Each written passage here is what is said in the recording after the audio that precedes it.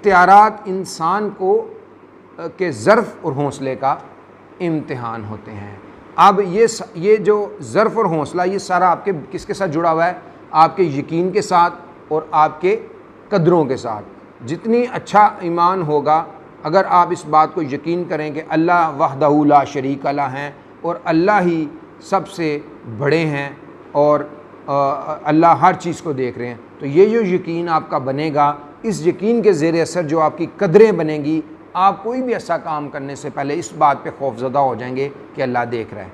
तो जब इस बात पे आप आ जाएंगे कि हर काम में जो मैं काम कर रहा हूँ उस पर मुझे अल्लाह देख रहा है, तो उसका मतलब ये हुआ कि आप मुत्तकी परहेज़गार हैं। और कुरान में ये बात कही जाती है कि तमाम इंसान बराबर हैं, all human beings are equal except those they are pious. मुत्तकी और परहेज़गार हैं। और मुत्तकी और परहेज़गार की फाउंडेशन क्या है?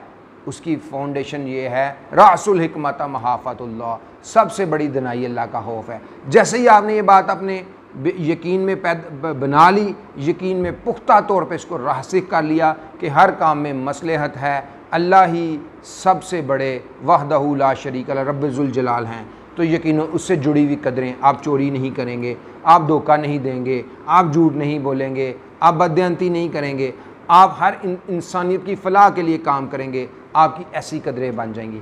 अब ये जो कदरें हैं, ये जो कदरें और ये जो यकीन है, ये दोनों मिल जाएं, टोटल सम हो जाए, तो वो आपका एटीट्यूड बन जाता है।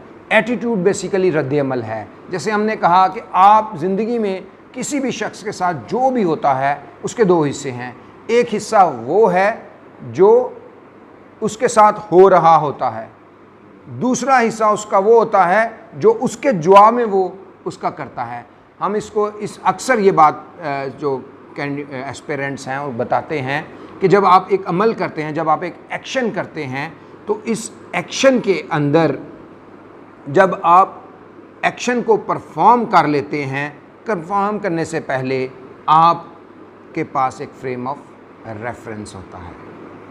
वो फ्रेम ऑफ रेफरेंस आपका इंडिपेंडेंट विल है। वो इंडिपेंडेंट विल जिसको हम फ्रीडम ऑफ चॉइस कहते हैं, वो फ्रीडम ऑफ चॉइस जो है वो based on independent will, conscious imagination, past experience और सेल्फ अवेयरनेस। आप देखें, इस्लाम ने हर शख्स को, मर्द को 2 अहकामात दिए और खातून को 3 अहकामात दिए। मर्द को कहा कि अपनी शर्मगाहों की हिफाजत करें और अपनी आँखों की हिफाजत करें। ख़वातीन को कहा अपनी शर्मगाहों की हिफाजत करें, अपनी आँखों की नज़रों की हिफाजत करें, और आप उसके जो तीसरा बताया अज़ाइशे जो अज़ाए ज़िबाइश हैं उनको ढांपें। तो अज़ीज़ा ने ग्रामी देखें, आपकी जो आँखें हैं, जो आपकी आँखें हैं जो स्टिमुलस को देखती हैं, इनकी तरबियत करना होती है। आज सारी नफ्सियात इस बात पर कारबंद है कि जब तक इंसान अपनी नज़रों की तरबियत नहीं करेगा, क्योंकि इंसान की जो नज़र है वो जो चीज़ को देखती है, उसके बाद जो पीछे उससे जुड़ा जहन है जो उस ख्याल को सोचता है और उसका जो प्रोडक्ट फ्रेम ऑफ रेफरेंस से निकालता है, अगर वो रिस्पॉन्स करेगा तो वो उसका रिस्पॉन्स एक रिफाइंड होगा, लेकिन अगर वो रिएक्ट करेगा under the influence of feelings and emotion, तो वो यकीनन रद्द-ए-अमल का शिकार होगा और उसकी वजह से उसका ज़र्फ़ और हौसला जो है उसका निशानदही हो जाएगी। तो ये रवैया आपके रद्द-ए-अमल होते हैं, ख़यालात, नज़रियात, हालात और अशिया की वजह से ये ज़ाहिर होते हैं। ये हमेशा एक रद्द-ए-अमल, जो आपका एटीट्यूड है वो एक रद्द-ए-अमल है, जिसको रिस्पॉन्ड होना चाहिए। रिस्पॉन्ड क्या होता है कि कोई भी अमल आप इंतहाई गौर व खौज़ करने के बाद कंट्रोल तरीके से करें, उसकी तमाम जो उसके कॉन्स हैं, पॉन हैं, नेगेटिव इफ़ेक्ट्स हैं, पॉजिटिव इफ़ेक्ट्स हैं, उनके ऊपर गौर व खौज़ करने के बाद आप उसका इजहार करें, तो वो रिस्पॉन्स है। लेकिन अगर आप स्पॉन्टेनियस बग़ैर सोचे समझे उस पर अमल कर दें तो वो आपका रद्द-ए-अमल है। तो रद्द-ए-अमल या आपके ख़यालात, नज़रियात और अशिया की जो जिनकी वजह से आपका रद्द-ए-अमल डेवलप होता है, ज़ाहिर होते हैं, ये आपका मुतय्यन रद्द-ए-अमल होता है। आपने इसको तय कर लिया होता है अपने जहन में। एटीट्यूड, हम हमेशा ये कहते हैं कि आप थॉट से। सबसे पहले एनर्जी है, आपके अंदर एनर्जी है तो एनर्जी वो एनर्जी एक ख्याल बनेगा, थॉट बनेगा। वो थॉट जो है फीलिंग्स के लेवल पे जाएगा, फीलिंग्स के बाद वो आपका एटीट्यूड है और एटीट्यूड के बाद एक्शन हो जाता है।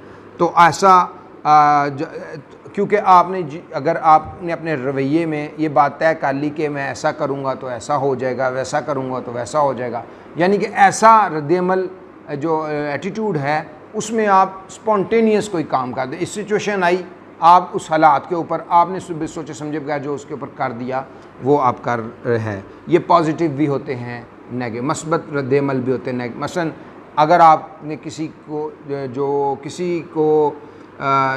के साथ ज़्यादती कर दी, उसके साथ लड़ाई झगड़ा कर दिया, उसको गाली गलोच कर दिया या उसको बुरा भला कह दिया, तो ये मनफी रद्दअमल है, ये मनफी रवैया है। आप उसको उस वक्त उस सिचुएशन को, उन हालात को आप बदल भी सकते हैं, आप उससे मोहब्बत भी कर सकते हैं। 93% तहकीक के बाद ज़रिए ये साबित हुआ है, 93% ये जो आपकी कामयाबी है, सक्सेस है, उसमें आपके रवैये का अमल दखल है। और ISSB में आपके रवैये को देखा जाता है, ग्रुप मेंबरान के साथ आपका क्या रवैया है, अपने साथ आपका क्या रवैया है, क्या आप किस तरीके से रद्दअमल का, आपके साथ जो होता है आप उसका रद्दअमल का इजहार किस तरह करते हैं। तो मनफी रवैया हमेशा नाकामी का सबब बनता है, चूँकि ये आपकी ज़ात को परेशान करता है और अक्सर इस रवैये की वजह से आप अपनी गलती तस्लीम ही नहीं करते। आप कहते हैं मेरी गलती नहीं, ये सिस्टम की गलती है। और अक्सर जो नॉट रिकमेंडेड हो जाते हैं ISSB में, वो अपने पे गौर नहीं करते, वो ये कहते हैं ये सिस्टम ही बाइस्ड है, यहाँ पे सिफारिश है, जबकि ऐसा नहीं है। ये जो डिज़र्व पीपल हैं उनको किसी सूरत भी मुसल्लह फ़ौज में आने से नहीं रोका जाता। तो आप इसे तब्दील करके इसे बेहतर कर सकते हैं। यानी कि आप अपने आप को मुझे ना टोको, मुझे बस यहाँ करना है, या एक ऐसा रवैया जिसमें आप अपने आप को बदकिस्मती कहें कि जी ये काम मुझे बदकिस्मती से करना पड़ता है, तो आपको इसको तब्दील करना है नाकामी से बचने के लिए। और जो आपका जो रवैया मस्बत हो, हर किसी के लिए, इंसानियत के फ़लाह के लिए हो, तो यकीनन वो उसको बलिदगी अता की जाती है। तो उसके बाद आपका बिहेवियर, बर्ताव, जो आपके एटीट्यूड हैं वो रिफ्लेक्शन है यूर बिहेवियर का, यानी कि रवैये आपके बर्ताव का अक्स होते हैं, रवैये आपके बर्ताव का अक्स होते हैं। That's it called behaviour. हमारा रवैया जो बर्ताव में ढल जाता है, ज़ाहिर अमल बन जाता है, लोगों पर असरअंदाज होता है। ये जो बिहेवियर है रिफ्लेक्शन ऑफ योर माइंड है। अगर आपका रवैया मस्बत है तो यकीनन आपका बर्ताव भी मस्बत होगा। अगर आपका जो रवैया है वो मस्बत नहीं है तो आपका बिहेवियर भी मस्बत नहीं होगा। ये लोगों पे बहुत ज़्यादा असरअंदाज होता है। ये पॉजिटिव भी होता है, नेगेटिव भी होता है और न्यूट्रल भी होता है। यानी कि आप अपने बर्ताव से यानी कि ना आप किसी के हक़ में होते हैं, ना आप किसी की मुखालफत में होते हैं, बल्कि खामोशी इख्तियार कर लेते हैं, तो ऐसे बर्ताव को हम न्यूट्रल बिहेवियर भी कहते हैं। आपके इर्द गिर्द रहने वाले आपके बिहेवियर से मुतासिर होते हैं। आपको ये बात समझनी है। सोशल अडेप्टबिलिटी और सोशल इफ़ेक्टिवनेस, जैसे आप ग्रुप टास्क के दौरान GTO के साथ जब भी आप रहते हैं तो उस वक्त आपके बिहेवियर को बड़ा गौर से देखा जाता है, माइन्यूटली ऑब्ज़र्व किया जाता है, उसका तज़किया किया जाता है, क्योंकि जो आपका बर्ताव है वो आपके इर्द गिर्द मौजूद लोगों को मुतासिर करता है। और अगर आपकी सोचों, ख़यालात, तसव्वुरात, फ़हम, यादाश्त, जज्बात, ख्वाहिशात में ये लाजमी तौर पर झलकता है। जितनी भी आपकी जो ख्वाहिशात हैं, आपकी अगर ख्वाहिश है कि मुझे मुसल्लह फ़ौज का हिस्सा बनना है, ISSB रिकमेंडेड होना है, तो अगर आप इस ख्वाहिश के ज़ेरे असर अपनी परफॉर्मेंस करेंगे तो यकीनी तौर पर आपसे गलतियां होंगी। लेकिन अगर आप इस बर्ताव से, इस बिहेवियर से करेंगे कि मुझे सिर्फ काम करना है, अपनी जो शख्सियत है, असल शख्सियत, उसको बोर्ड के सामने पेश करना है। तो अज़ीज़ान गिरामी, डियर स्टूडेंट्स, आपका जो वैल्यू सिस्टम है जो आपका बिलीफ सिस्टम है, जो आपके एटीट्यूड्स हैं और जो आपका बिहेवियर है, ये आपकी पर्सनैलिटी, आपकी शख्सियत है। आपको अपनी शख्सियत के बारे में जितना आप उनको बताएंगे और जितना कुदरती तौर पे, फितरी तौर पे अपने आप को पेश करेंगे, उतना आपका ISSB में रिकमेंडेशन का जो प्रोसेस है वो आसान हो जाएगा। अदरवाइज़ आपके लिए बड़े मसाइल पैदा हो सकते हैं। इसके बाद हम बात करेंगे कि हम अपने आप को कैसे तब्दील कर सकते हैं और ये जो हम कौन सी ऐसी चीज़ जिसको बेहतर बनाएं तो हमारी शख्सियत बेहतर हो सकती है। आखिर पे हम इस बात को फिर कंक्लूड करते हैं। बड़ी अहम बातें हमने की, उसमें एक बात हमने की कि इख्तियारात इंसान के हौसले और ज़र्फ़ का इम्तिहान होते हैं। हमें जब भी किसी को कोई कमांड टास्क के दौरान भी ये बात देखी जाती है कि आपका हौसला और ज़र्फ़ कितना बड़ा है। पूरी ISSB में ये 2 चीज़ें बड़ी अहम हैं, आपके हौसले को और अगर अक्सर लोग हौसले को ये समझ लेते हैं कि कोई छलांग लगा दी, कोई लोड उठा लिया, कोई आगे बढ़ चढ़ के काम कर लिया, तो या इंडिविजुअल ऑब्स्टेकल को बड़ा अच्छे तरीके से परफॉर्म कर लिया, तो ये गलत फहमी है। हौसला इसकी जो इसकी जुरिस्डिक्शन है, जो इसकी डोमेन है या इसका जो सर्कल है वो बहुत बड़ा है। उसमें आपकी ये चारों चीज़ें सामने नज़र आ रही होती है। आपके हौसले में ये आपका यकीन, बिलीफ सिस्टम, आपका वैल्यू सिस्टम, आपका एटीट्यूड और आपका बिहेवियर रिफ़्लेक्ट कर रहा होता है। और आला ज़र्फ़, हज़रत अली रज़ी अल्लाह ताला अन्हो का कौल है कि किसी भी शख्स को अगर आपने उसकी शख्सियत का तयन करना हो तो आप उसके साथ अच्छे तरीके से पेश आएँ, तो अगर वो कम ज़र्फ़ हुआ तो वो आप उसके जवाब में आपके साथ बुरा बर्ताव करेगा।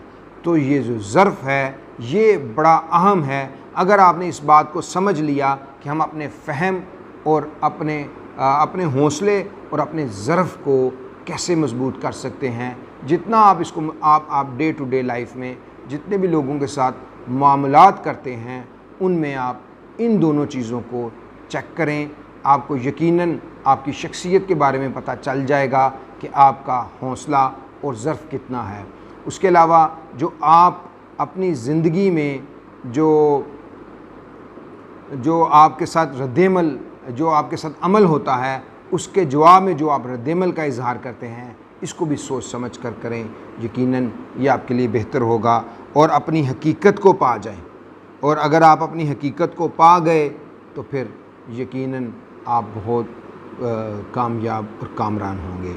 ISSB के हवाले से हम आपको ये लाजमी कहेंगे कि आप अपने जहन के सतूनों को समझें, अपने बिलीफ सिस्टम, यकीन को एक दफ़ा फिर रिवाइज़ करें, उसको अंदर जो आपके तज़ादात हैं या जो ऐसी चीज़ें कन्फ्लिक्ट्स हैं उनको दूर करें, अपनी कदरों को मजबूत करें, जो हमारी जो सोशल वेब है, जो सोशल नॉर्म्स हैं, जो माशरती कदरें हैं, बड़ों का अदब करना, छोटों से शफ़क़त करना, झूठ नहीं बोलना, चोरी नहीं करना, धोखा नहीं देना, नमाज बर वक्त अदा करना, कुरान पाक की तिलावत करना, तज़किया नफ्स करना, ये आला कदरें हैं।